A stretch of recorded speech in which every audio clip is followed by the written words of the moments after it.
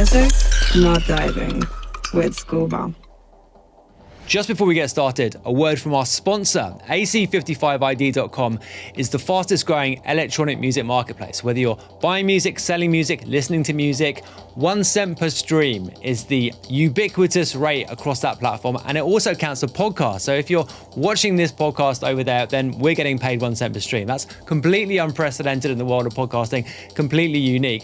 But it's also true across all of streaming there. So if you're not into Spotify or Apple or those guys, well, 1 cent per stream is what you get on AC55ID.com. Perhaps most excitingly though, they have their own pressing plant. So if you want to do vinyl, if you're already doing vinyl, that is a place where you can do orders on demand. They can fulfill that on demand via fan orders. So that's another pretty amazing thing. I love this platform. I use it myself. And of course, the other great thing about them is they're supporting Music Not Diving. So head over to AC55ID.com to check them out. Brought to you by AC55ID. Welcome to the show. I'm Scuba. This is Music Not Diving. Okay, we're back on the phone this week. We had 3 episodes in a row filmed IRL at a studio in London. Those were great, but we're doing one of these about once a month. Last one was with Spencer Parker. And of course, our roots as a podcast are audio only. So we did 157 episodes of the Not a Diving podcast, which you can check in the show notes. Those were pretty great, but we've moved to video, obviously now. But we're doing a phono, like I said, about once a month. And this week, we are on the phone with none other than Dustin Zahn, talking mostly about techno. Dustin is very much a techno guy. He's also the host of the Trainwrecks podcast, and we're doing this as a simulcast actually on their feed too. I just like the word simulcast, to be honest. I wanted to say it. He is someone who's got a wealth of experience in techno and in music generally, actually. He's from Minneapolis, or near Minneapolis anyway, in the Midwest, but he's been living in Berlin for a long time. So we talk about the Berlin scene a bit, we talk about techno a bit, we talk about politics a little bit too, the things that have been happening in the wider dance scene we discuss, and it's actually really fascinating, this conversation. We hadn't met before at all, actually. We talked a little bit on, text, but, don't know each other really at all. But, sometimes these are the best conversations, and this one's a really good one. Some really interesting stuff is got into over the next hour or so. So yeah, I think you're going to enjoy it.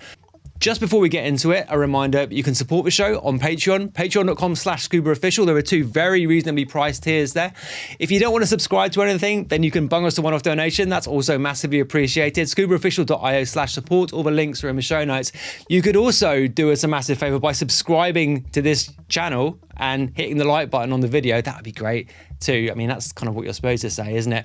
There's also a Discord server that you can join, hotflushrecordings.com/Discord. We'd love to see you there. Come in there, talk to me about the show, talk to people that work on it, talk to our community of people who have been following the show since day one, some of them, and they're a very nice bunch of people actually, and all that good stuff. So without anything else to be said, I don't think there is. No, there isn't. Let's get on the phone with none other than Dustin Zahn.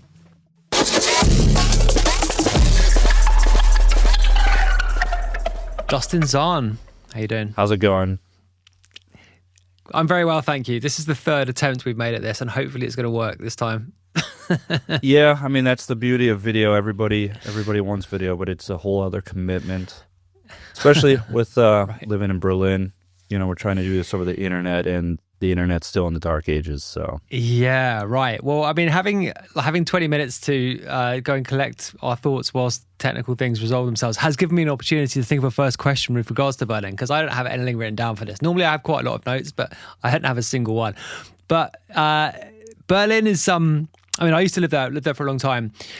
Yeah. It's a very different city to London, which is where I'm from, and I imagine from. Well, you're from near to Minneapolis, I believe we established on the previous attempt to do this. But okay, so here's my question. On the previous episode of my podcast, I talked to Elijah about the changing way in which music is visible in London in particular, right? So when we sort of comparing notes to both growing up in London in the sort of basically 90s, early 2000s, and how music was just everywhere, right?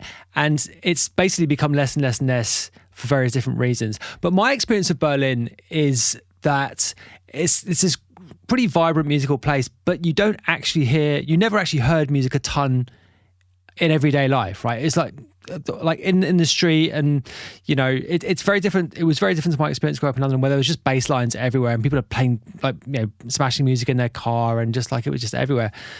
What is your experience of Berlin as a music city and as a place which may or may not be sort of visible in its relationship with music? Yeah, I mean, well, I would say first of all, like comparing to the English, were always really serious about their music. Didn't matter what genre, like they really take it seriously. I mean, Berlin, the nightlife scene is still pretty cool or great, depending on what you're looking for.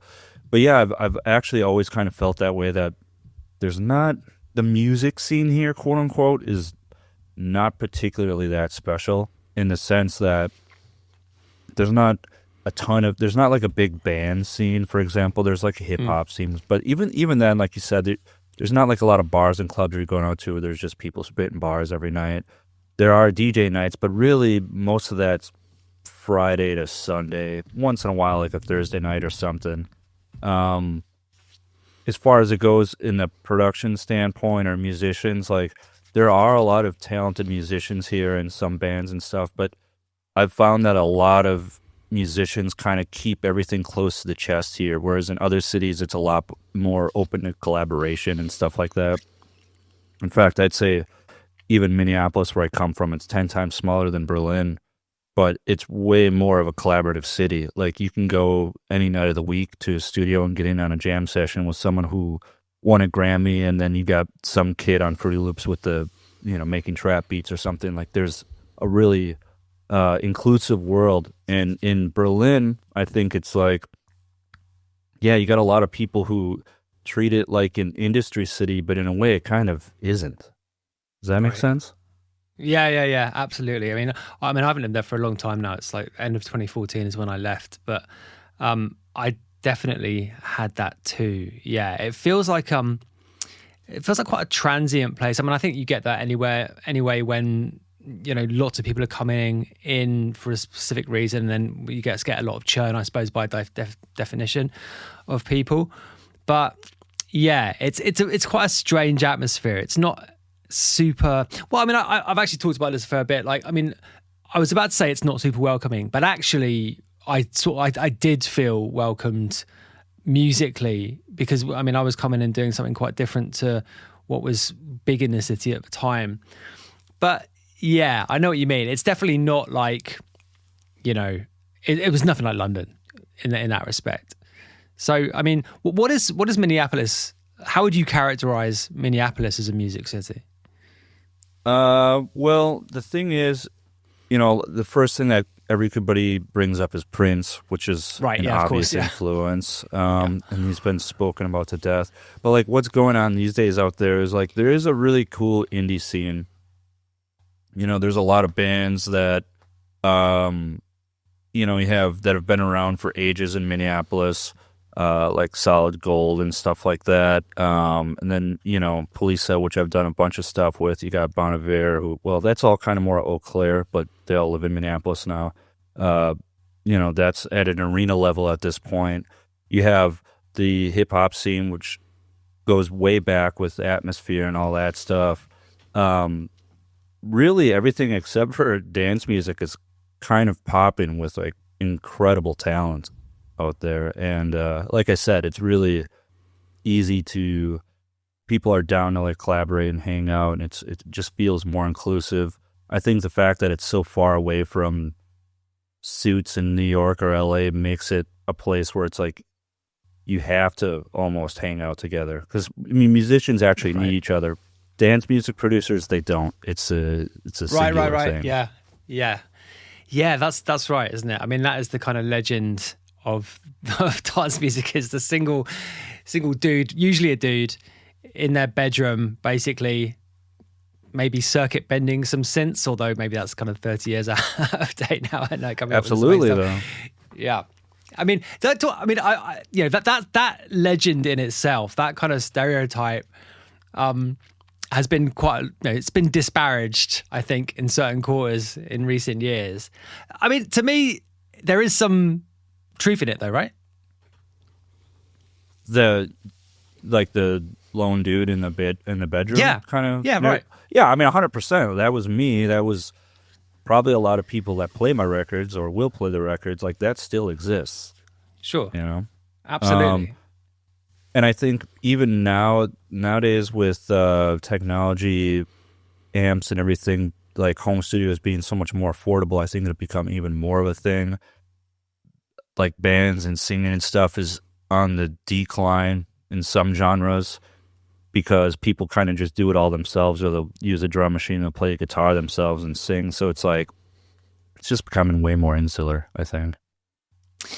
Yeah, I mean that phenomenon, that kind of decline of bands is something that we've talked about a fair bit on the show previously. I always think that the fact that it's much more expensive to pay for a rehearsal studio now is pretty significant there. Like it was, I don't know.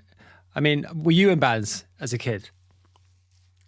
As a kid, not so much. I did this techno attack people duo thing. I did that for a while, but it wasn't until I really got into my 30s that I started doing more of that. So now it's a pretty important part of my life, I think, as far as like getting my artistic rocks off, you know. Right. But where I grew up, there was really not much going on for bands at the time in Upper Michigan.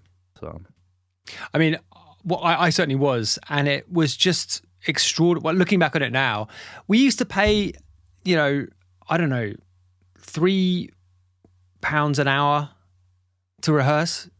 You know, yeah, like nothing basically. It was just not a significant expense at all. Like that was just never really part of it, and that just enabled so much, I suppose, experimentation to happen. Because I mean, I think that, the thing about the lone dude in his bedroom bending synths is that you don't have that collaborative thing, and I think that's what I mean. I feel like I've missed out on quite a lot over the course of my sort of music making life, just because of the fact that I've spent so much of it on my own in a in a room like this, basically.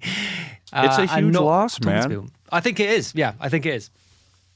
Like I pretty much had the same trajectory as a lot of dance music producers. Especially when you're a younger person, you don't maybe have a lot of success under your belt, you're just eager to be like, you want full control over that record. You want it to get it out, say what you want to say, and blah, blah, blah.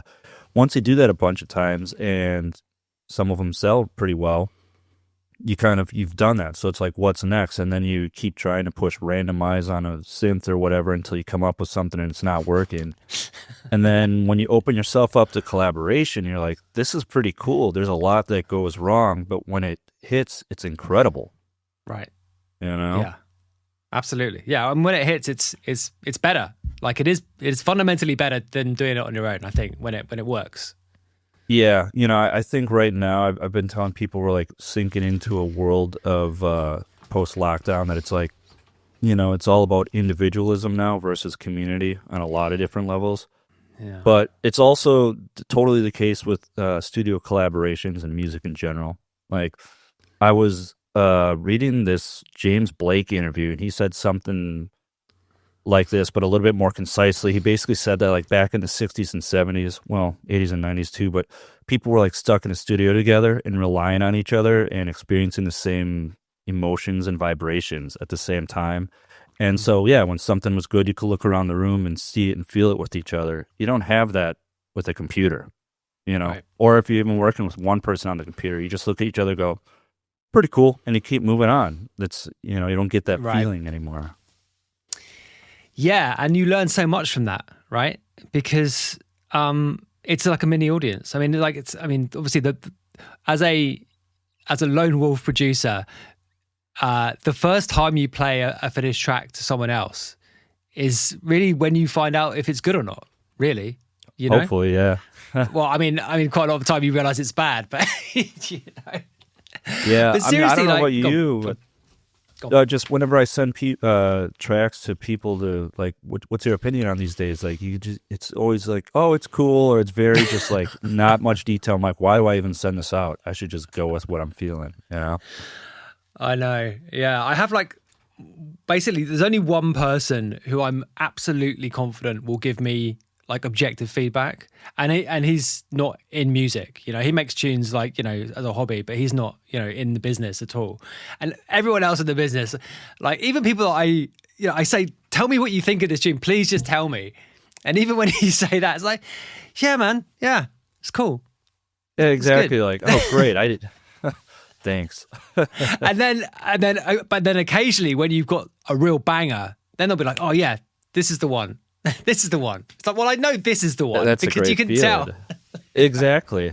I mean, that's the thing. Like, I don't know what it takes to make a number one, but I definitely know what won't work. But there's times when you're like, I have a pretty good feeling that this is gonna pop.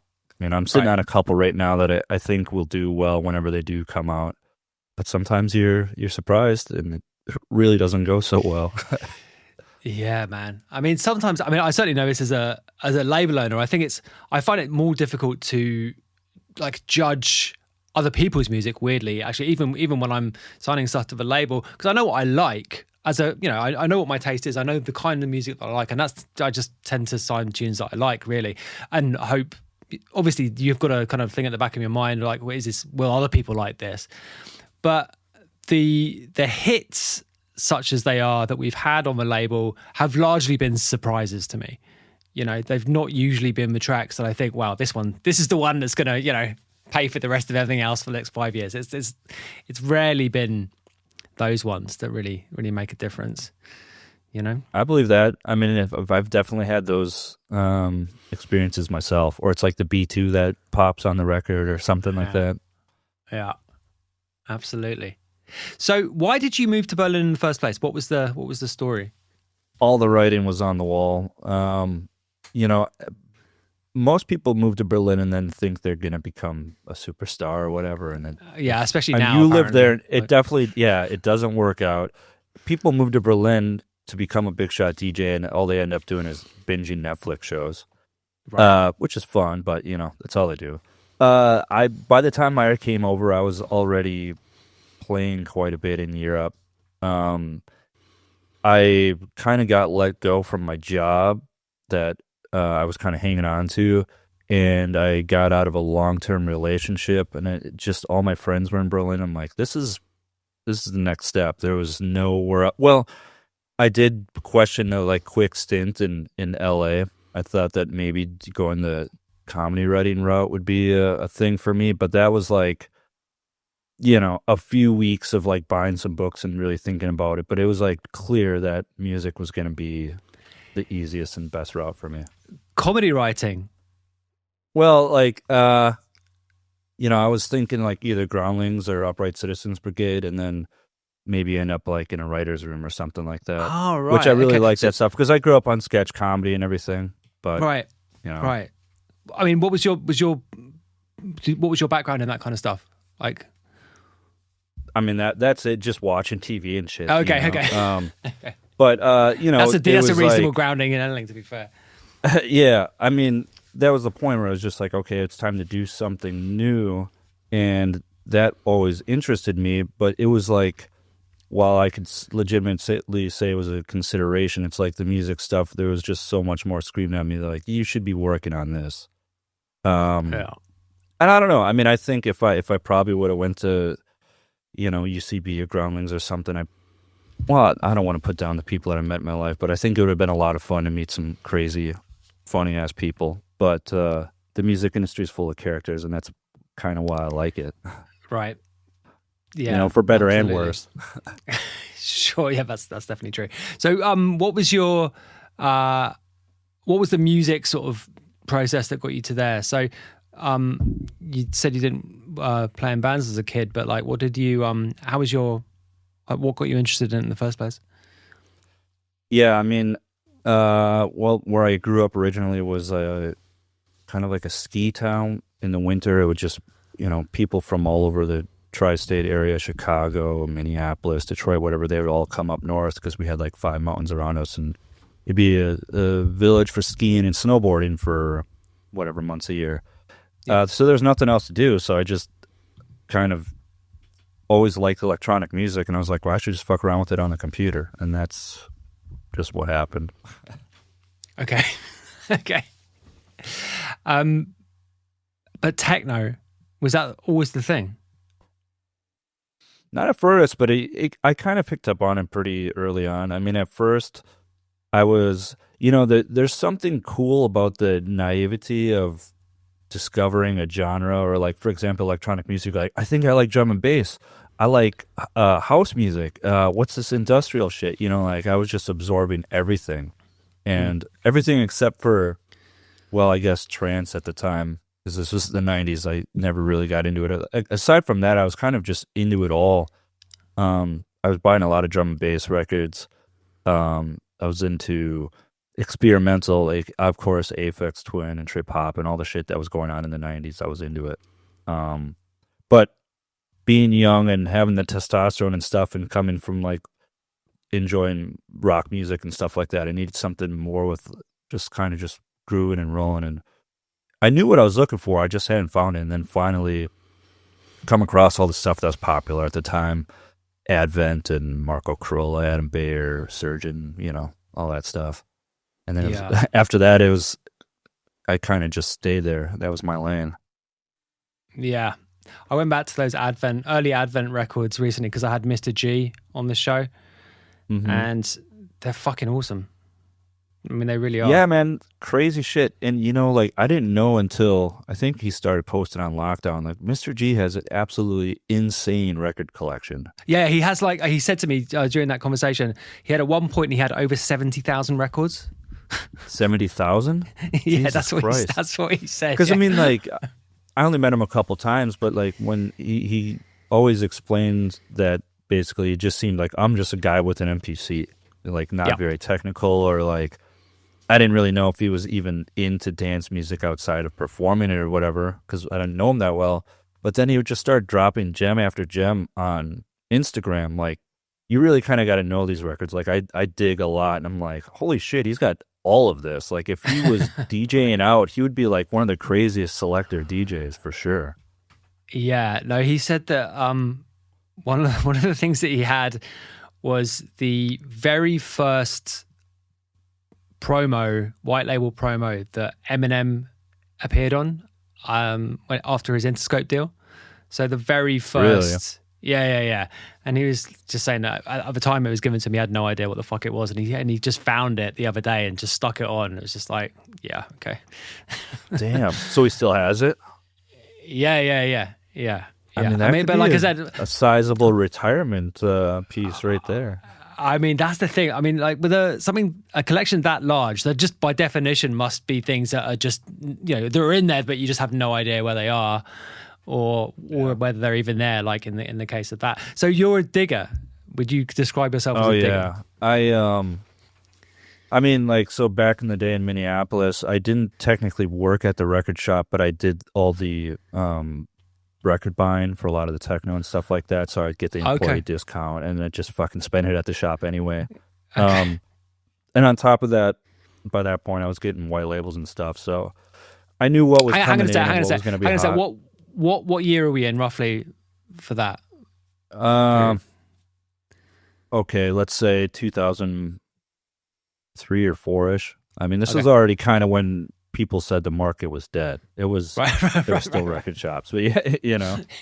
I mean, to be fair, it did fall off pretty fucking hard right after 9/11. But it was still like, at that point, you could sell 700 records, and people are like, it's the end of the world, and it's like, you can still sell this many copies, So do you mean it was related to 9/11, the fall off in record? I mean, it just, in America, everything changed after 9/11. The club scene changed. The sales seemed to change as well. Really? And I've talked to people, and specifically relating to that incident? I don't know if it was deliberately, but like a lot of things changed right around the same time, Right. I'm not sure. I'm sure there was probably a lot of different things. I don't know why. I'd be curious to hear. But definitely in America, also around the same time, we had the RAVE Act introduced, which that is basically what shut down the rave scene from the 90s. And that was introduced by Joe Biden. So all these millennials that when they're like, we got to vote for this fucking guy now, he's like kind of killed off my childhood, you know? So I've heard a bit about this previously, but what can you go into a bit more detail as to as far as I can remember, it is basically also referred to as the crack house law if people want to Google it.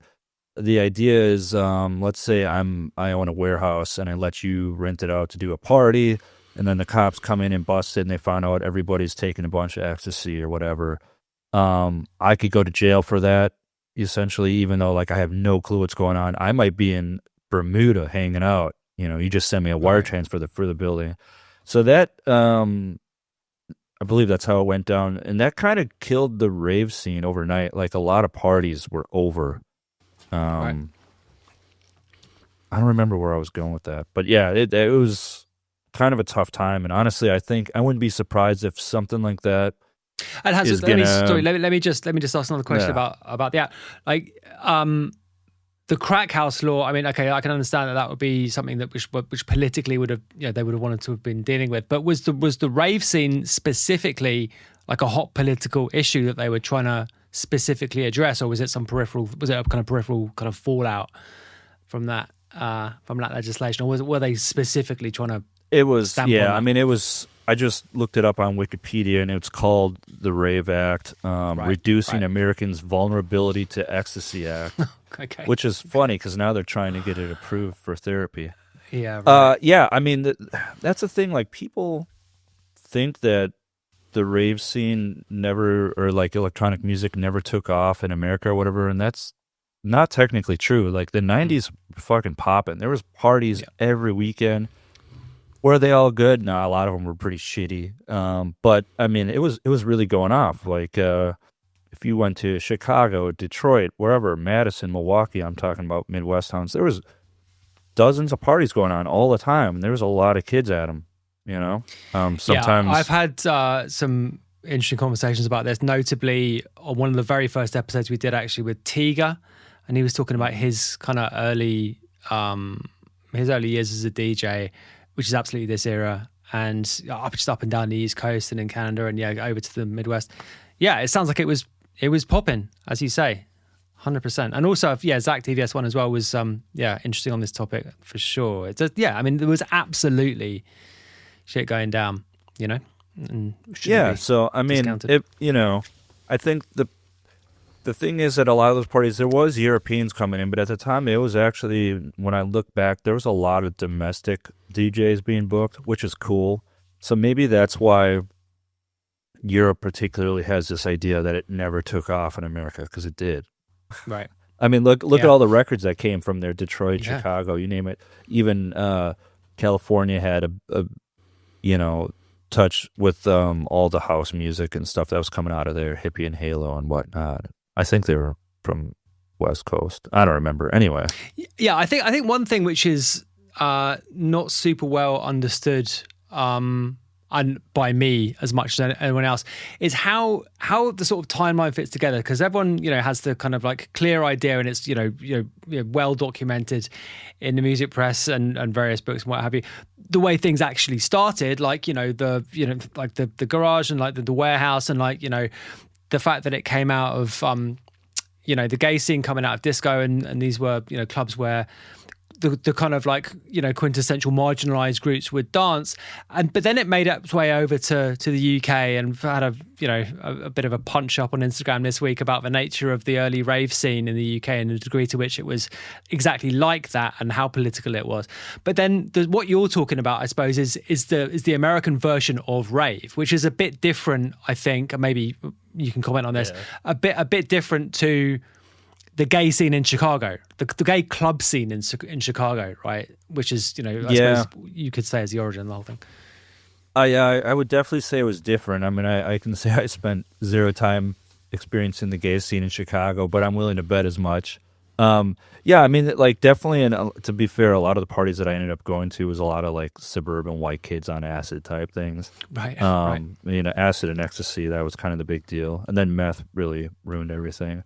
But like the gay scene was totally different, and really only in recent years do I feel like they're sort of merging again. Like, I know for example, in Minneapolis, we had, or still might have, the biggest population of gay people in America. It was always between that and SF, San Francisco.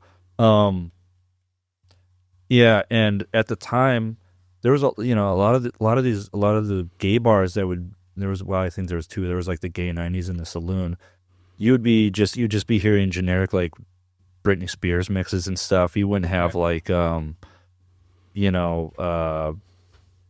whatever, horse meat disco or any of these kind of parties going on. You know what I mean? Like that still doesn't really happen there. I think it's changing slowly.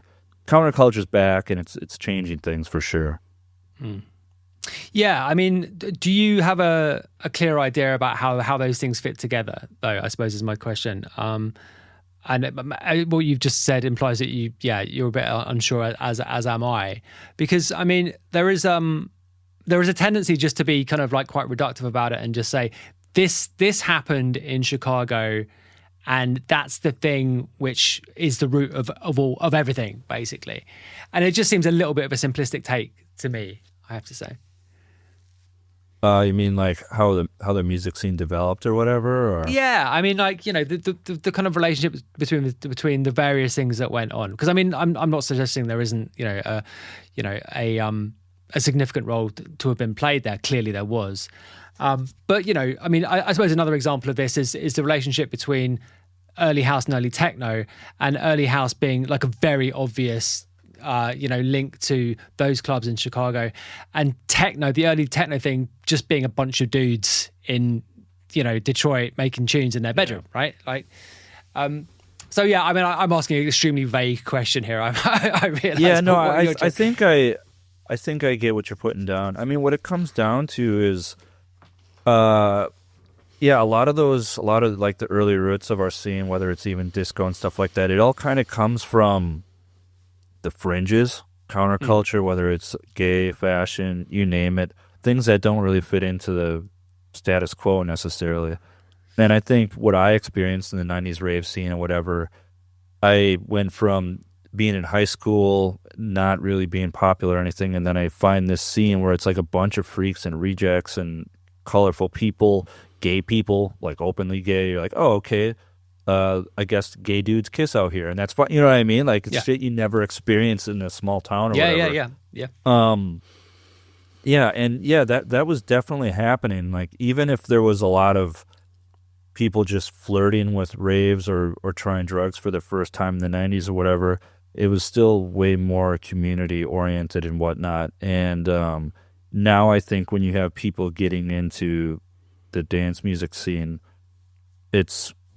I'm sure like they probably like the music to a degree or partying, but it seems like it's for way different reasons, and it's not necessarily the counterculture type people. Right. Does that make sense? Yes. Yeah. I mean, it's actually interesting to hear you say that you think counterculture is back, because I mean that's something I've kind of struggled with quite a fair bit over the last few years, is the degree to which it's even possible to have counterculture now, because everything just seems to be immediately adopted by anything that acquires any momentum online, and unfortunately it is all online these days, is just immediately sort of like subsumed into consumer capitalism. Basically, that just seems to be what happens. Yeah, well, I mean, in the like 20 years ago, you had like hipster culture that really that was huge, and it kind of, everybody made fun of it, and then it assimilated into everything, and it just it kind of became part of it. Up until recently, the world has been experiencing 30, 40 years of incredible economic growth and relatively no major issues, whether it's disasters or whatever, COVID aside, you know what I mean? Like no world wars or anything. So people weren't pushing back so much, but I think now that the world's becoming a little bit more right-wing, you got people pushing back. I think when you look at like the LGBTQ community, it's definitely coming from a place of a counterculture stance, or like pushing people to like think outside the box. Like, I know with the parties we do in Minneapolis, whether it's at warehouse parties or a festival, the Great Beyond and stuff, it's not, there's a bunch of regular people that come out too, and even older people in their 40s, but the younger people, it's all like queer kids and people from different walks of life, and it's kind of what I found in the 90s again for the first time in quite a while. Yeah, it's interesting. Yeah. I would say that, you know, the LGBTQ thing is like kind of obvious one, but again with that, I mean that whole like the support mechanisms, the support kind of structures around that are absolutely. I mean, there are governmental. I mean, obviously the current what the new administration in America obviously is the pushback, I suppose, against all that stuff. But they're also corporate, right? Like every major corporation has, you know, a Pride Month event, you know? Yeah, and they're starting to get shit for it now. Yeah, exactly. So I guess what I'm saying is the counterculture I have thought was actually the right-wing stuff. And a counterculture, I think, that doesn't necessarily have to be good, right? Just because something is countercultural doesn't mean to say that it's something to be, you know, aspired to in any stretch of imagination, right? So my take until, you know, until basically the election changed it all around, is that the countercultural stuff that was going on actually was the kind of Andrew Tate, you know, pushing back against everything that has been welded into corporate and governmental power, right? Not to say that it's good, of course, but just the fact that it was going against the kind of prevailing winds. But obviously now what's happened since the election, and, you know, obviously there are different equivalent parties are gaining political momentum around the world, not least where you are in Germany. It's a very interesting time, actually, in that sense, because they're like the kind of the toing and throwing of this stuff. They both seem to have pretty serious institutional power behind them. Yeah, absolutely. I mean, first of all, you bring up a really good point and perspective. I never thought about it that way, but that's totally the case. And when you think about it, like no side particularly owns counterculture. I mean, I guess historically speaking, we kind of look at the left as being more of the counterculture, like whether it's hippies or whatever. But yeah, I mean, that whole red pill scene, that could be considered counterculture. Maybe not the part that I want to be a part of, or no, you right, or exactly, whomever. But yeah, I guess it could be, you know. I mean, something like 4chan, right? A website like 4chan, which probably 15 years ago was a really quite a fun and fun place to be. You know, pretty interesting. You know, sort of slightly postmodern, weird kind of corner of the internet, which was extremely influential.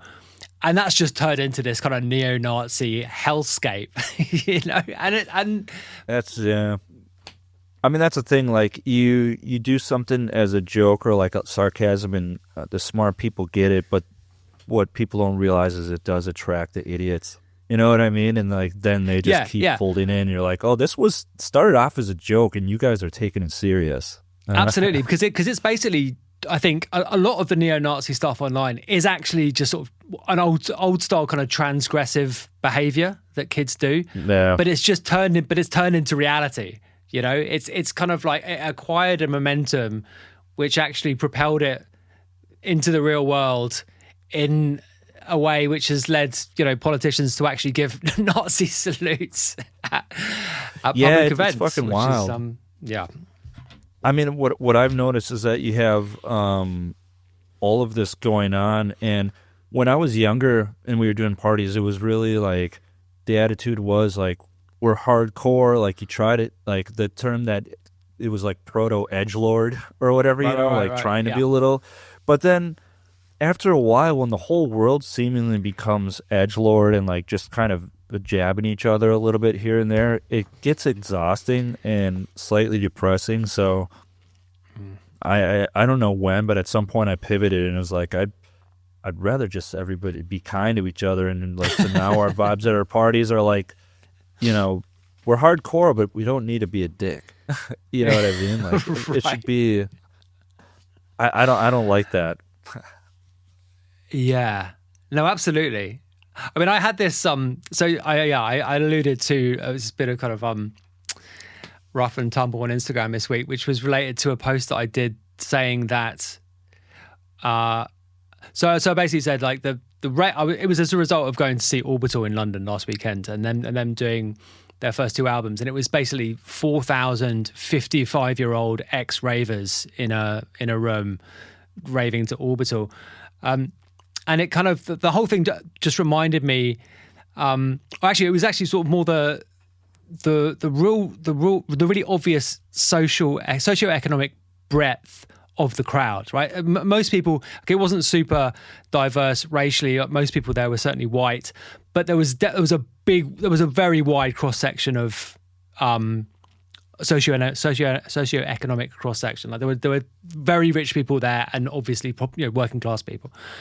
And what it got me thinking was that, like, actually the early rave scene, and particularly in the UK, specifically in the UK, the rave scene wasn't judgmental about people, and therefore wasn't nakedly political. Not to say that it wasn't political, but it wasn't political in the way that political movements are now, which are very prescriptive and very kind of exclusive, and are very much on the business of, like, you need to be one of us if you do that, if you're part of this movement, and if you're not, then you have no business in this movement at all. And so the post that I left was like, this shouldn't be how this shouldn't be like the rave scene today, the club scene today should not be like this. It should not be exclusive. This is not to say that you allow people to behave the way they want in a club, or this is not to say that we should allow people into clubs wearing swastika t-shirts or whatever, but you allow people to come in and give them the opportunity to experience what's going on, right? And this absolutely. was not but that was not a popular point of view on Instagram at all. It's touchy, like, I'll say right now, like, I'm pretty political. Fortunately for me in dance music, my politics seem to align, so I don't really have to worry about getting canceled or anything. But for the most part, I would say a lot of people that are having political takes in dance music, it's mostly posturing. There are, like, for example, I have some friends, family members, people in the music industry that, like, are incredibly passionate about, for example, Palestine or stuff like that. And I'm not trying to demote their feelings or efforts in any point of the way, but that's the tip of the iceberg. There's so many other people that really, I think, to be honest, they're apolitical. Like, if you ask them about anything political outside of the desert, they're just gonna be like, "Oh yeah, not good." And that's it. That's their opinion on everything. Right. Yeah.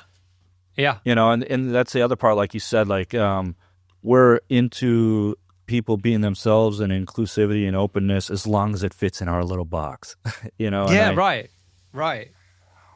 I mean, when I came into this, like I said, we were talking earlier about the 90s rave scene and stuff, like, there was the term plur and all that, peace, love, unity, respect. Everybody was an asshole back in the rave day too. It wasn't always perfect, but that was also kind of what I liked, because when I met some people that would change my life that were really cool and compassionate, or people I still talk to every day to this day, there was plenty of people that they were assholes, and they kind of challenged me. Like, either they proved me wrong because I didn't know what I was talking about, or it would just reinforce my point that, like, I completely disagree with this, and it's something that would build my character up to what I am today. Like, it's okay to be angry or disagree with people, Right.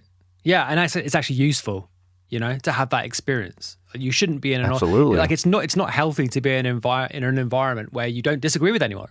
It just isn't. Like, I mean, that's just not, and but that's what people want. Right, exactly. And I think maybe because, like, in particular IRL, right? Because I think maybe people spend a lot of time online having these, unhinged kind of shouting matches.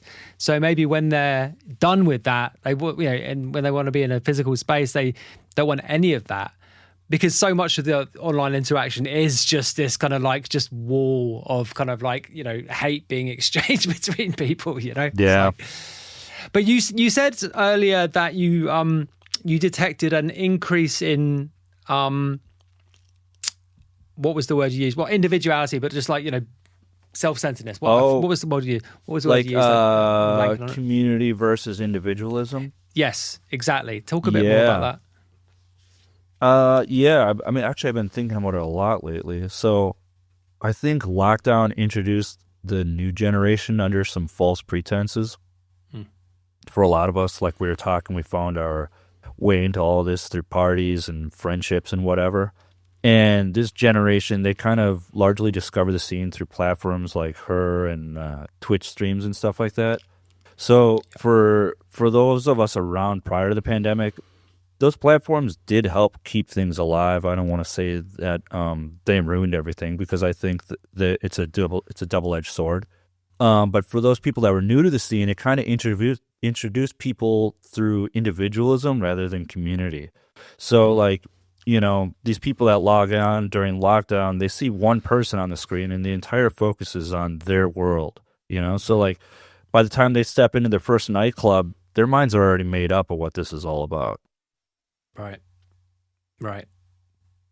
You know? Yeah, So- and you could kind of see it, I suppose, in the audience. It was just obvious, I think, basically to anyone who's been around for a little while. You know, like the audience expectations are just a little bit different, right? And in some cases a lot different. But I think just in the aggregate, yeah, it's just been a bit of a shift. Have you? Can you talk a bit about Berlin in particular with regards to that? Because I haven't played out in Berlin a ton since the pandemic. And I haven't been to Berghain actually at all since 2019, for example. How has it changed Berlin clubs in particular, would you say? It's interesting because, well, you know, the pandemic actually really forced me to slow down. I was really going for it prior to that, not just as it was my career, but like we were going out 5-6 nights a week, just having the best time ever and shit. And now I'm pretty boring. I don't go out as much as I used to. I do go out some nights and whatnot. So I'm maybe not the best person to ask, but what I can say from my experience is like, you go to some of these clubs and it kind of feels like it did 8 years ago, or you know what I mean? Like faces change, the clothes change or whatever, but it's more or less the same motions in a way that's kind of great because that's what made Berlin special. Mm-hmm. In other ways, you're like, well, you would like to see some progress. But also at the same time, when you start, if you go out enough of these times and you start paying attention to people and what's going on, yeah, I mean, you can go on these Reddits or wherever and read, and it's just people tearing each other apart about how they're pushy and shovey or aggressive or getting too high or whatever. I don't know. I think it's still an incredible place. Like if someone wants to come out this weekend, they can have one of the best times ever. I think it's definitely different. I think that compared to 10 years ago, maybe the party people were a little bit more compassionate. You know, like if you do bump into somebody, they'd be like, oh dude, I'm sorry and stuff. And now I really do believe somebody would just keep walking. Feels like there's a lot of dudes out there that would like, they would have kicked my ass in high school. They're now at these clubs, and I never really felt like that before. Okay. Yeah. But I like I said, it's you can have a really good time at these parties, so it's not all doom and gloom. But yeah, it's just changed. Maybe a little more aggressive, or like, for example, like somebody was talking about closing sets lately or marathon sets or whatever, and it's like, I think back in the day there was a little bit more room for storytelling and whatnot, and these days with the newer generation, because they haven't really done these all-night marathons or stayed up for 3 days straight or whatever, they don't really appreciate any of that, so I think just how people absorb the music is changing.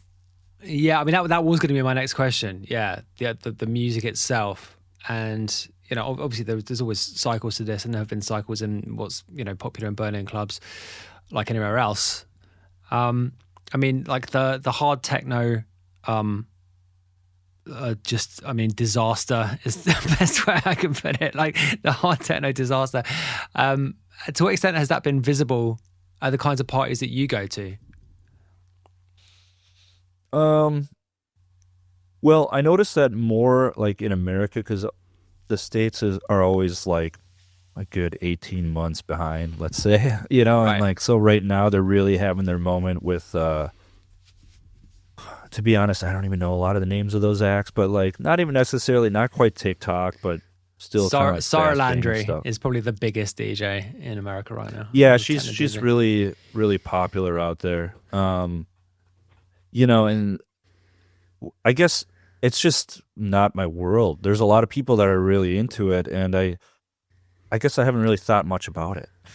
When people bring up, for example, right before the pandemic, people were kind of stressing out about names like Charlotte DeWitt and Amelie Lenz and stuff, and how it was kind of commercializing the scene. And they're like, "What's your opinion on it?" I'm like, "I don't have one. I've never met these people. I played with any of them? I don't know if I have. I don't think I have." I played at Charlotte's Night at oh god, what's the big club in Brussels? Fuse? No, that's Fuse. It. That's Fuse. Okay. Yeah, it is Fuse. Yes. So I played at her night, but this is before she was big, right? So she was, on the very kind of early rungs of her career, and she has caught all kinds of heat online with people saying she's an industry plant, and she's ghost produced, and all the kind of pick your, possibly misogynistic criticisms. Most likely. But I have to say it was striking. And I don't know, I have no insider information. I have no idea whether those things are actually true about her. No doubt they're true about some people, for sure. I've no idea whether it's actually true of her. There's a lot of guys that are ghost produced. Oh, 100%, 100%. This is not something which is restricted to female DJs at all. None of that stuff is restricted. Yeah. But what I was going to say is, it was striking. And it was really noticeable to me. I really thought, what's going on here? The amount of people that were saying about her even then. So the driver really laid into her. Like, the guy who drove me to the club was just like, it's just like, and she seemed really nice on the night. She played a good set. She's definitely a good DJ. Technically, she knows how to do it for sure. But it was strange, and I don't know. That doesn't necessarily, by the way, mean it's true. None of what I just said necessarily means it's true. Sure. It just means that she, people have that kind of reaction. People react to her in an extreme way. I suppose good and bad, right? Because she's got a ton of fans. People love her. But like, there's a wide range of emotions that she provokes in people, right? Yeah, which is true for lots of successful DJs, by the way. I think probably Richie Hawtin has the same thing, right? People love him, but then it comes with success. It's working if people start hating you. Oh yeah, that's it. That's a good indicator. I had to tell someone that last night. Right. Yeah. So, but I guess what I was saying is, like, with all that people in that world, like, I don't have anything to do with it, almost in any way whatsoever.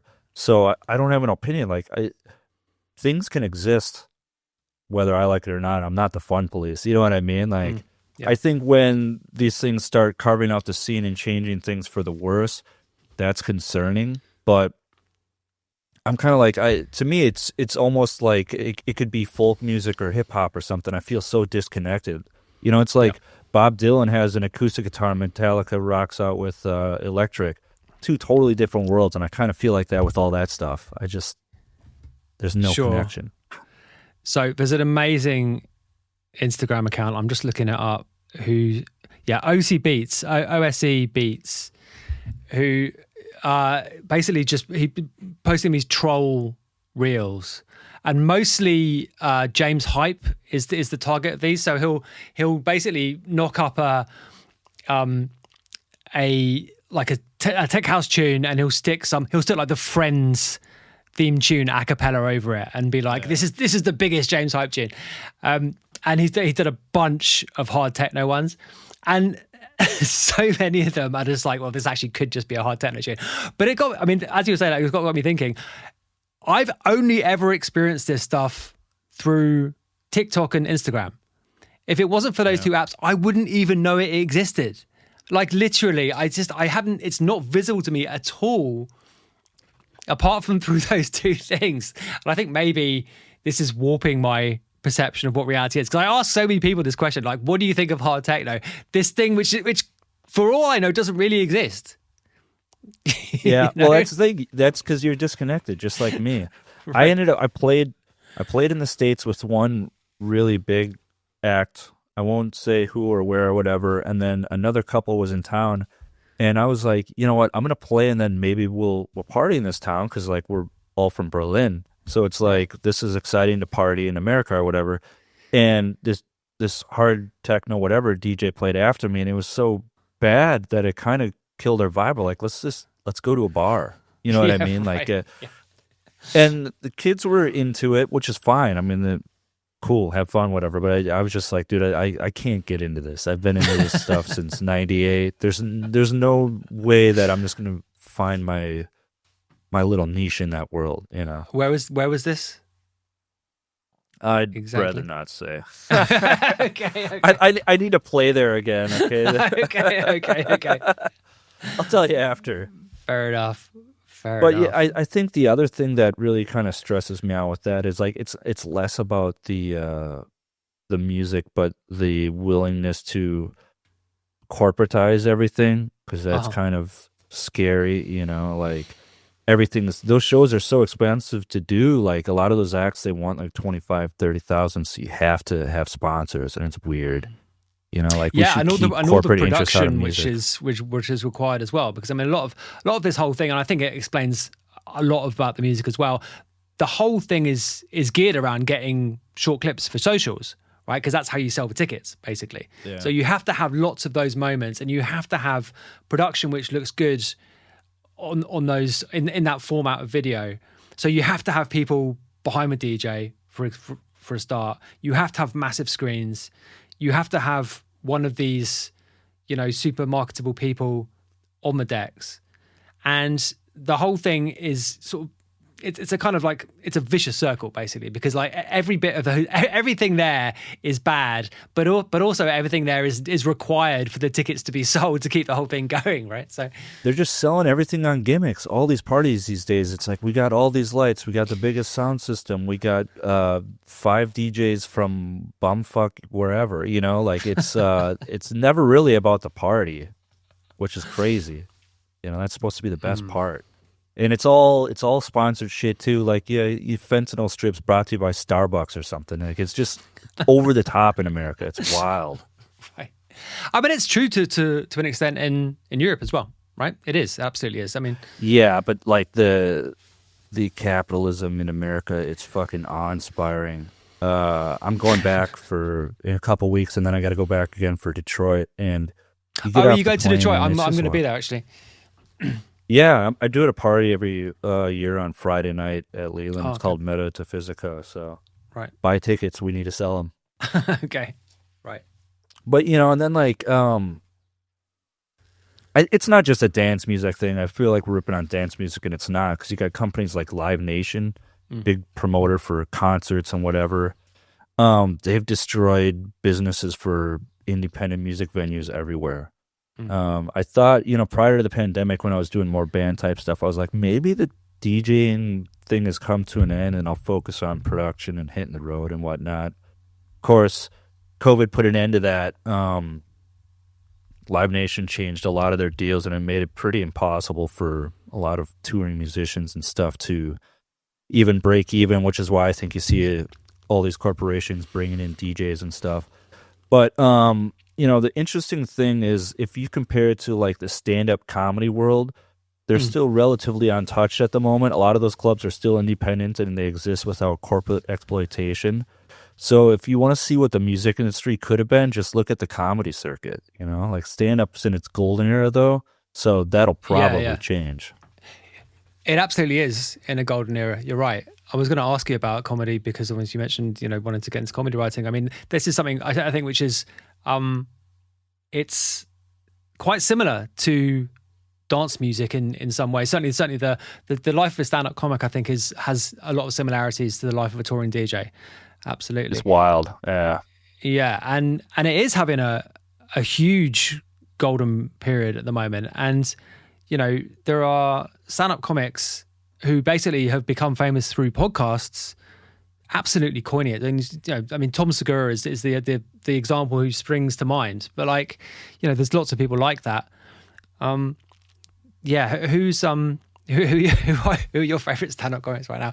That's a question to ask. Who's your favorite? Who's your favorite stand-up I don't know. comic, Dustin? You know, obviously on the bigger tip, you have somebody like Shane Gillis. That's something that's pretty accessible for a lot of people. I think you can check that out pretty easily. I think there's this guy, Ari Matty, who's kind of coming up through that Kill Tony world. He's pretty funny. So, okay, this relates to the counterculture thing, actually, doesn't it? Because a lot of those guys are, appear to be pretty right wing, actually. You know, they've all become right wing. They don't appear like Okay. they're all really right wing douchebags now, for sure. I mean, some of them are still under. Like, I can't handle really Rogan or any of that. Some of those guys are funny. Like, I think Shane, he has no interest in that world. Bill Burr is very vocally left wing, and he's actually the most rational person, I think, in comedy at the moment. And Shane Gillis is an interesting one, isn't he? Because I mean, obviously he was cancelled off SNL, wasn't he, for some misjudged comments that he made, and a lot of his comedy is pretty on the line, But I think I always sort of have the confidence in him that he's sort of coming from the right place to some degree, and there's sort of like slightly difficult to pin down kind of a way. Yeah. But I mean, that's good comedy though, right? That's the nature of good comedy, I suppose.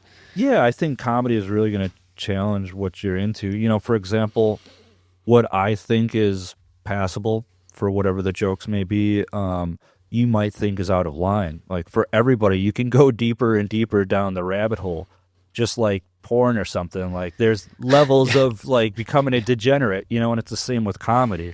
And who are we to say, like, okay, everything stops at my level and everything below it is shit? Like, I just choose not to support that comedian if I think that they're misogynistic or right wing or supporting the wrong values or whatever. And then if I believe I can live with that and I think they're funny, then no, I'll check it out, But most of the time, it's a turnoff when it gets to be a little too crass for me, Sure, absolutely. I mean, and the whole thing did have a very countercultural feel to it until the presidential campaign, right? Because when you saw Trump turning up on so many of these podcasts, obviously Rogan, but also Theo Von, and he did one with Andrew Schultz as well, didn't he? And the whole thing suddenly became real in a way. It was almost like I talk a lot about kayfabe on this show, and the nature of the blurring of fantasy and reality, right? And that.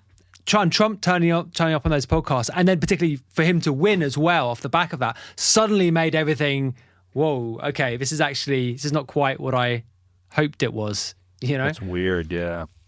And I got one friend who's like, oh, so-and-so sounded like really reasonable on that podcast. I tuned in. I'm like, yeah, man, that's their job. Their job is to sound reasonable. Like, on the news, you get the sound bites of all the crazy shit, but then they go to town halls and they speak to like you or me. And if you don't know what they're talking about, you're like, maybe this person makes sense. And that's how they trick them into it. Yeah. And now they figured out podcasters, people fucking, you and I can come up with a story right now and everybody on the show will believe it that's listening. You know what I mean? Like, it's not hard. And that's what they're doing. So, I don't know. Yeah, absolutely. I mean, like, I had a good friend of mine who I won't name because he's changed his tune on this substantially now, but who listened to Trump on Rogan and was just like, yeah, man, I think tariffs are a really good idea. Yeah, man, it's crazy. They kicked in today, and see what happens. Oh, I mean, my listen, God. we all fall for stupid shit. I try not to hold it against anybody too hard, but when you fall for something that's serious a couple times, I think there might be a problem, And but what I also find interesting is, we were talking about comedians turning right wing. It's surprising how many DJs, maybe they might not be right wing, but they have some pretty conservative values, which is wild considering they profit off of a scene that's all about hedonism and whatnot. Yeah. Yeah, absolutely. Well, I mean, as people get older, they tend to get more conservative, right? And quite a lot of DJs are pretty old now. So, do you know what I mean? I suppose that's just kind of what happens, like. It's kind of crazy, and it's just wild. Like, as you get older, like I've been booking some of these people, and it's the returns are kind of dwindling on it. You know what I mean? Like, just the ideas that they're coming up with, or the records are like, there's people used to make such badass classic records. Like, when's the last time there are no classics anymore, but when's the last time they really did a amazing hit record? Some of these people, it's not happening. Well, I mean, there are no classics anymore, though. That's true. Like, no one, I don't think, is. I mean, there's lots of reasons for this, and I've kind of tried to wrestle with it. But why is music so bad now, Dustin? Like, why? Like, I genuinely think it's true, and I don't think that's just a case of, like, someone of a certain age complaining about how music used to be better. I don't think it's that. I've invested, I've litigated that so much in my head. I don't think it is. I think it's true. I don't think music is good now, as you know, in comparison. Yeah. Well, I think, you know, I definitely noticed during the pandemic, again, when everybody started putting out albums, all the like lockdown albums were particularly not that great, or even if they weren't bad, they're not going to be the strongest things in people's catalogs. But it was a problem even before that. And what I've figured it out, or what I've dwindled it down to, is that people don't really go for good ideas anymore. You know, they have all these crazy tools, all these like generative things and Ableton or whatever. Like, you can create a pretty good sounding song pretty easily these days, but they don't have an actual good creative idea. I think it's I think the ubiquity of the tools is a problem. I think too many people have too few constraints, and constraints are often the thing which get the good idea out of you, right? I think the necessity to think around the problems that you have in the studio, the technical restrictions often, or even the time restrictions or whatever, you know, whatever is stopping you from just, you know, doing exactly what you please. Often that's the thing which makes the magic happen, or which leads to the magic. Absolutely. You know, it's like I recently upgraded my Digitac to a Digitac 2, and if I'm being honest, I didn't even use the last one since last summer. But I was like, I'm going to play this game on this tariffs, and I think I can sell my Digitac for a little more money if the tariffs keep going up. But anyway, long story short, I turned the second one on. I was like, let's see what I paid for, because I didn't even know really what was on it, to be honest. And I was like, oh, yeah, for those who don't know, it's just a sampler where you can sequence shit.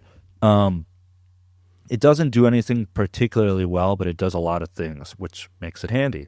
And but it really forces you to come up with good ideas. There's not a lot of like EQing options or whatever, so every sound has to make sense, and it's just going to be stupid if it's not a good idea. And I just reinforced my theory that, you know, the best ideas are the ones that are going to work out, because if it's not the Digitac where you're worrying about simplicity, when it comes to techno, most people these days, they just hit randomize on shit, and that's not really an idea. That's just a slot machine.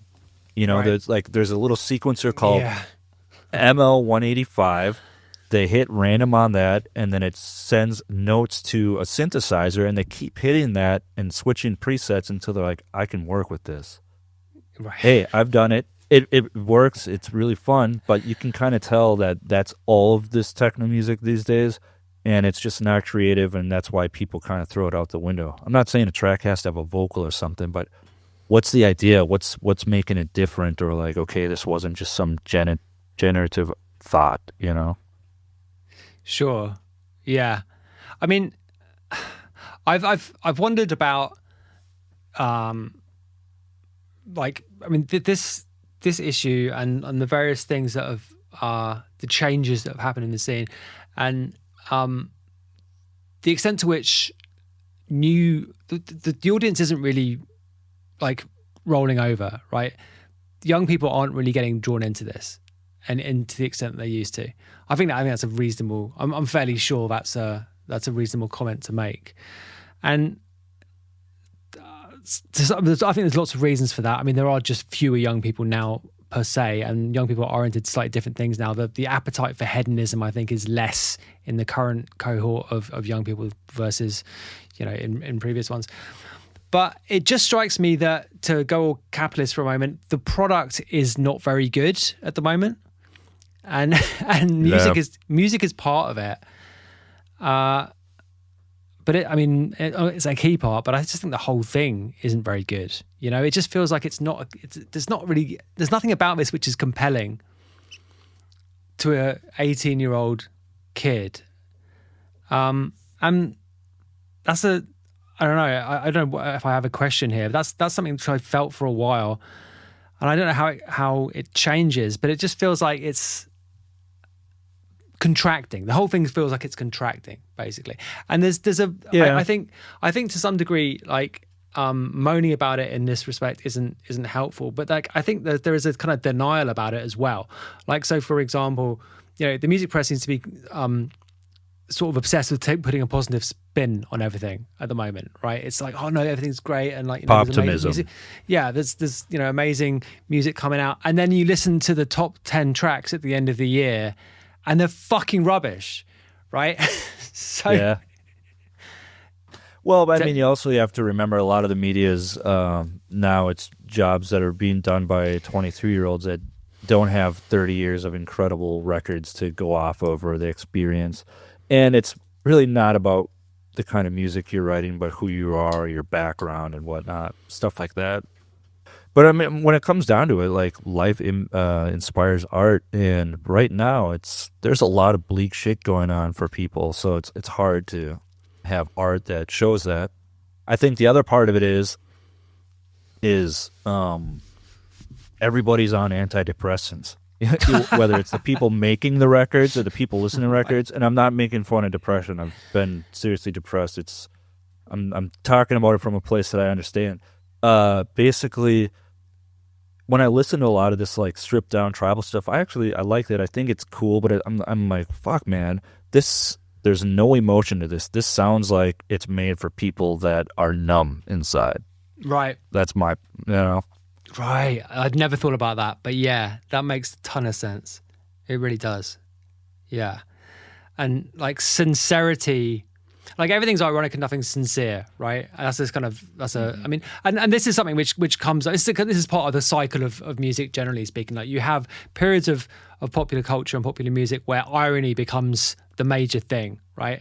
And nothing is sincere. And then there's a backlash to it. And I think we are in one of those kind of like ironic periods at the moment.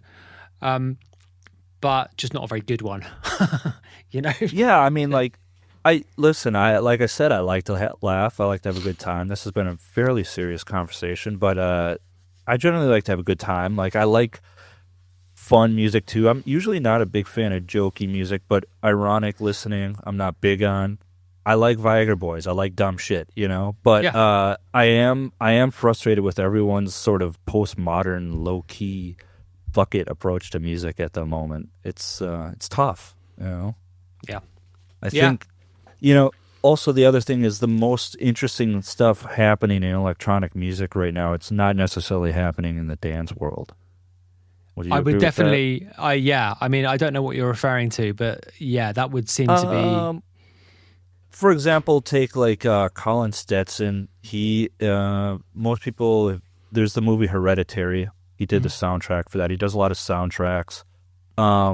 He is basically a saxophone player that works out like crazy because it's these intense breathing exercises. Like, if you listen to his albums, they sound almost like not rock or doom metal, but like super hyper processed. It's not like you would never know it's really a saxophone half the time, and he'll like scream through it, or not even scream, but make noises. It's very electroacoustic, very fascinating stuff. You should check it out. There's a neoclassical movement that's going on where people like are really trying to process the shit out of things like violins and whatnot and build choirs out of it. I did some production on this album for this guy named Karm. The album's called Karm. You should check that out. That's all like lots of French trumpet and trombone scenes mixed with like, distorted 808s and even some like indie singing and shit like that. Like, there's a lot of cool stuff going on that it's not in dance music. Right. Yeah, I can imagine that would be the case. And yeah, I'm trying to think of a positive thing to finish on. I mean, I suppose like the fact that good music is being made somewhere. I mean, this is something which I kind of struggle with as well, actually. Like, just the amount of music that comes out, there must be loads of great music coming out, right? There has to be. Like, if 100,000 tunes are being released every day, some of that must be good. But how do you, I mean, and the question about how you find the good stuff is one that's kind of been gone into. But like, I mean, how do you find, I mean, those people you've mentioned just there, how did they come to your attention? Well, I mean, like I said, I hang out with techno people, but to be honest, I don't I had to make a conscious decision at some point to not surround myself by only techno DJs, because then you're in that fucking bubble, right? Right. You know, Yeah. I hang out with a lot of different musicians from a lot of different walks of life. You know, we'll be at the bar, even if it's like a rap. Like, I like hip hop, but I'm not a huge rapper. But like, what are you listening to? I keep running lists of shit on my phone and just see what people say. Sometimes it's the worst recommendations ever. Other times I'm like, this is my new favorite band. Right. You know, I have to say, for as much shit as Spotify gets, and rightfully so, the algorithm's pretty incredible. Like, if you start plugging in stuff that you like, it has introduced me to so much incredible music. Like, you know, most people, they discover music when they're a high schooler, and then that sets them up for life. I've discovered more from Spotify than I ever will or did in high school or the first 25, 30 years of my life. You know? There's incredible shit out there. Unfortunately, you really have to dig, and most people don't want to dig. Right. And you are a digger, as we've already established. Yeah, it's fun. I mean, hey, I like, you know, I like to sit down at the computer at night with a bottle of wine and just let whatever algorithm start playing shit. Let's see what happens. And sometimes it's really incredible and pays off, and other times it just like close the lid on the laptop, you know? Absolutely. Well, Dustin, man, this has been fun. Nice one. Yeah, good one. Well, good luck with the video and everything on the show. I know it's a lot of work. Yeah, are we going to do this as a simulcast? I just like the word simulcast, to be honest. I wanted to say it, but I mean, are we going to put this up on both feeds? Actually, I noticed, I had no idea that you've been doing Trainwreck since 2016. Like, I just scrolled down it. Yeah, I took a little break. I guess, yeah, for those who don't know, I do one of these as well. I started doing one of these, and at the time, I think, well, RA had one, to be fair, but I've always viewed the RA one as a little bit more journalistic, rather than a full-on discussion. It might be a little bit more discussionary these days. Anyway, and now there's a bunch more, which is cool, because that was kind of the intention, is that there should just be more discourse going on, you know? Yeah. Yeah, I mean, it's cool. It's going on. It's a lot of work, because sitting and hanging out and talking for an hour or two, that's easy, right? That's fun. But it's the trying to get the editing up, trying to get people to like come on the show. They say they'll do it, and then they don't. They start ghosting you, or they say, can we postpone it? Like, that shit happens so much where I'm just like, I don't know if I can do this that much longer, just because, well, DJs are very, very flaky people, you know?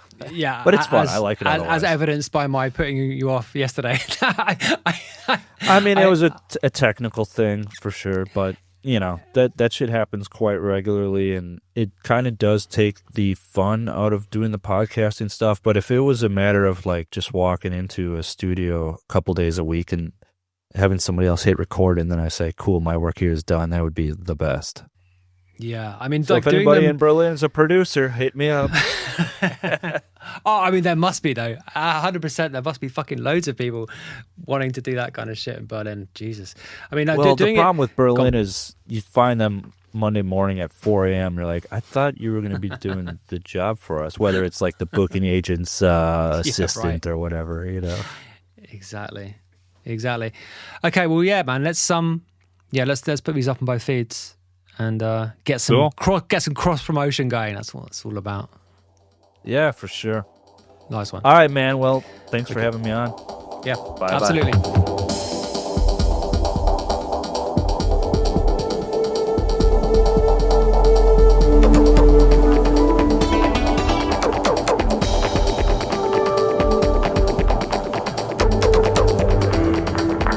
Music, not diving, with Scuba.